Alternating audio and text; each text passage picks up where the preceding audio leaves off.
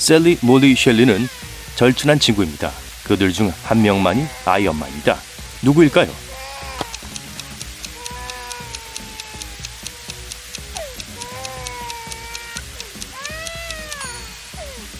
셀리는 신생아 기저귀를 욕실에 보관합니다. 아이엄마예요. 셀리, 몰리, 셸리 또 다른 친구 에릭은 늦은 밤 산책을 나갑니다. 이들은 11분 후에 들어 올려질 다리를 건너야 합니다. 셀리는 다리를 건너는데 3분이 걸립니다. 몰리는 4분, 셀리는 1분, 에릭은 2분이 필요합니다. 다리는 한 번에 두 사람만 통과할 수 있습니다. 그리고 이들에게 손전등은 하나뿐입니다. 따라서 다리를 건너는 사람이 누구든 다른 사람에게 손전등을 건네주기 위해 돌아가야 합니다. 어떻게 해야 할까요?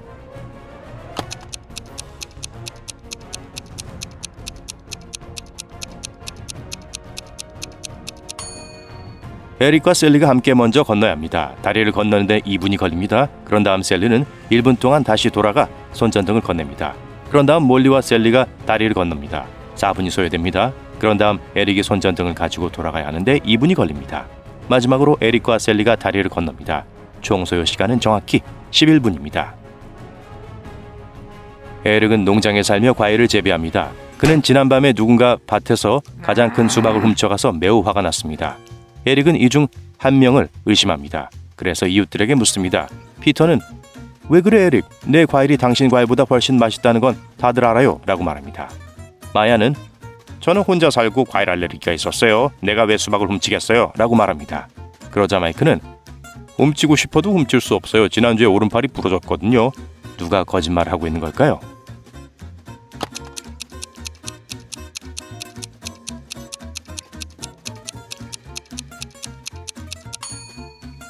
마야예요. 블렌더를 보세요. 바나나와 키위로 스무디를 만들고 있습니다. 알레르기에 대해 거짓말을 했습니다. 에릭은 자신이 좋아하는 레스토랑에 갔다가 이상한 점을 하나 발견합니다. 여러분도 보이시나요?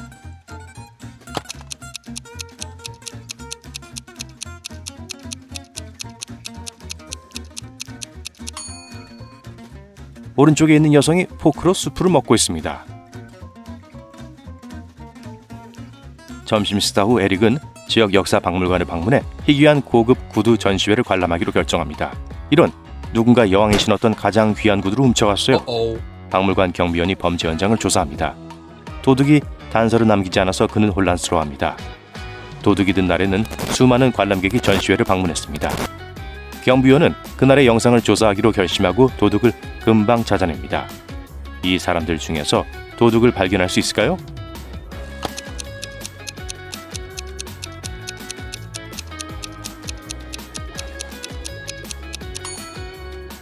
이 여성이 매우 의심스럽습니다. 두 번째 사진에서 키가 커졌어요. 훔친 신발을 신고 있기 때문입니다. 에릭은 박물관을 나갔다가 누군가 자신의 차를 훔쳐 나무에 충돌한 사실을 알게 됩니다. 3명의 용의자가 있어요. 벨라는 "방금 후에 도착했어요. 하지만 당신의 고장난 차를 보고 도움을 주려고 다가갔어요 라고 말합니다. 릴리는 "난 안 믿지만 누군가 당신 차에서 뛰어내리는 것을 본 것 같아요. 후드티를 입고 있었어요." 그리고 빌은 "오늘 아침에 개가 도망쳤어요. 개를 찾으려고 동네를 돌아다니고 있었어요." 누가 차를 훔쳤을까요?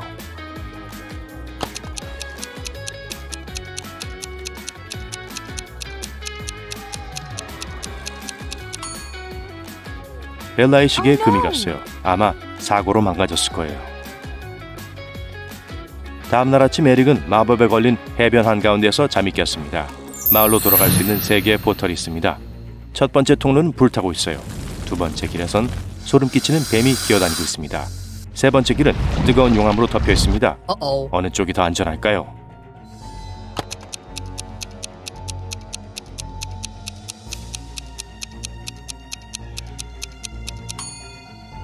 불과 용암 모두 크게 데일 수 있어요. 뱀은 먼저 도발하지 않는 한 공격하지 않습니다. 에릭이 포털에 들어갑니다. 하지만 집으로 돌아가는 대신 감옥에 갑니다. 에릭은 탈옥을 계획하며 감옥에서 한 달을 보냅니다. 이 기간 동안 그는 터널을 파고 음식을 잔뜩 챙깁니다. 바로 지금이에요. 그는 터널을 달리고 있어요. 하지만 터널의 끝에서 3개의 문을 마주하게 됩니다. 가장 터프하고 힘센 경비병이 첫 번째 문 뒤에 숨어 있어요. 두 번째 문 뒤에는 배고픈 뱀파이어가 숨어 있어요. 들어오는 사람을 물 거예요. 그리고 세 번째 문 뒤에는 성난개가 있습니다.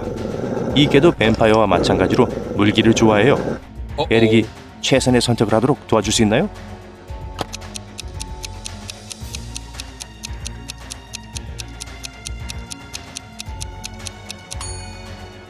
세 번째 문, 에릭은 많은 음식을 가지고 있습니다. 그걸로 개의 주의를 분산시키고 탈출할 수 있어요. 드디어 에릭이 집에 돌아와 옷을 갈아입습니다. 에릭의 서랍에는 53개 양말이 있어요. 파란색 21개, 검정색 15개, 빨간색 17개예요. 갑자기 불이 꺼지고 에릭은 완전히 어둠 속에 갇혔습니다. 에릭이 적어도 검은 양말을 한 켤레를 가지고 있다고 100% 확신하려면 몇 개의 양말을 꺼내야 할까요?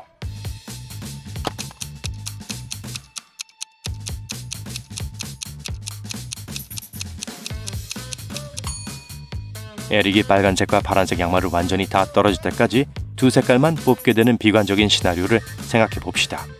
에릭은 총 38개의 양말을 꺼내야 원하는 색을 뽑을 수 있습니다. 따라서 에릭이 확실히 검은색 양말을 한 켤레 이상 가지고 있도록 하려면 38이라는 숫자에 양말 2개를 더 추가해야 합니다. 따라서 답은 양말 40켤레입니다. 다음날 아침 에릭은 공원으로 산책을 나갑니다. 갑자기 낯선 사람이 에릭의 휴대폰을 빼앗아 서둘러 도망칩니다. 에릭은 경찰을 찾아 강도의 인상착의를 설명합니다. 그는 코트와 모자, 안경을 쓰고 있었습니다. 콧수염도 있었습니다. 경찰관은 에릭이 알려준 방향으로 달려갑니다. 조금 더 가니 모자와 코트, 안경이 바닥에 떨어져 있는 것을 발견합니다. 그는 지역 카페를 수색하기로 합니다. 카페 안에는 4명의 손님이 있습니다. 그중 1명이 도둑입니다. 누군지 알 수 있을까요?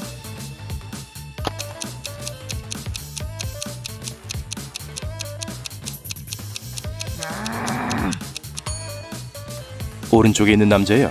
윗입술에 작은 상처가 있나요? 가짜 콧수염을 서둘러 제거했나봐요. 에릭이 커피숍에 들어가 더블 카푸치노를 삽니다. 에릭은 컵을 테이블 위에 올려놓고 손을 씻기 위해 잠시 자리를 뜹니다. 에릭은 다시 돌아왔을 때 커피가 없어진 것을 발견합니다. 그는 근처에 있던 세 사람에게 물어보기로 합니다. 올리버는 피드를 스크롤하고 있어서 주위를 둘러보지 않았어요. 전 카푸치노를 못 마셔요. 유당불내증이거든요. 니나도 저도 카푸치노를 주문했어요. 이 컵은 제 거예요. 못 믿으시면 영수증을 보여드릴게요. 라고 말합니다. 쉴라는 커피를 마시면 불안해서 5년 동안 커피를 마시지 않았어요. 왜 당신 음료를 훔치겠어요? 두 사람의 말을 듣고 에릭은 누가 거짓말쟁이인지 확실히 알 수 있었습니다. 여러분은요?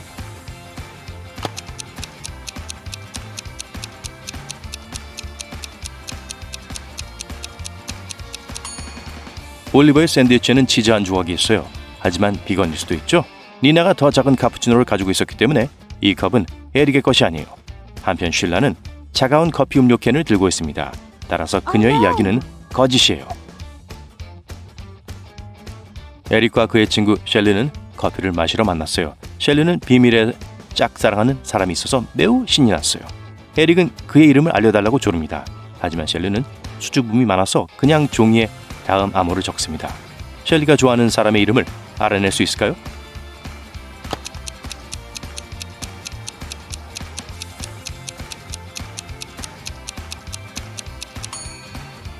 숫자는 세 달을 의미합니다. 12월, 8월, 11월이죠. 각 달의 첫 영어 글자를 따면 댄이라는 이름이 됩니다.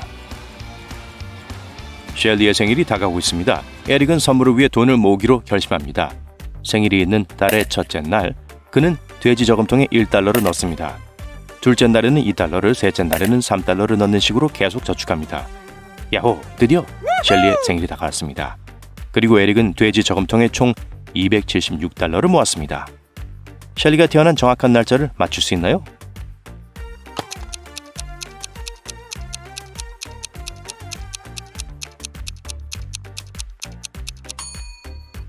셸리의 생일은 23일입니다. 공식을 사용하지 않고 이 수수께끼를 푸는 가장 쉬운 방법은 단순히 276이 될 때까지 숫자를 더하는 것입니다. 23일이 될 거예요. 에릭이 셸리에게 생일 선물을 주고 악수를 합니다. 이 사진에서 잘못된 점을 발견할 수 있나요?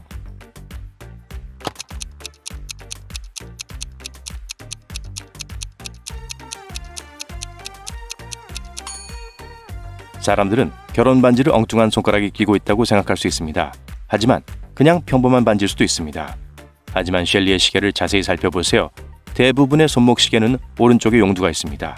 여기에 실수가 있어요.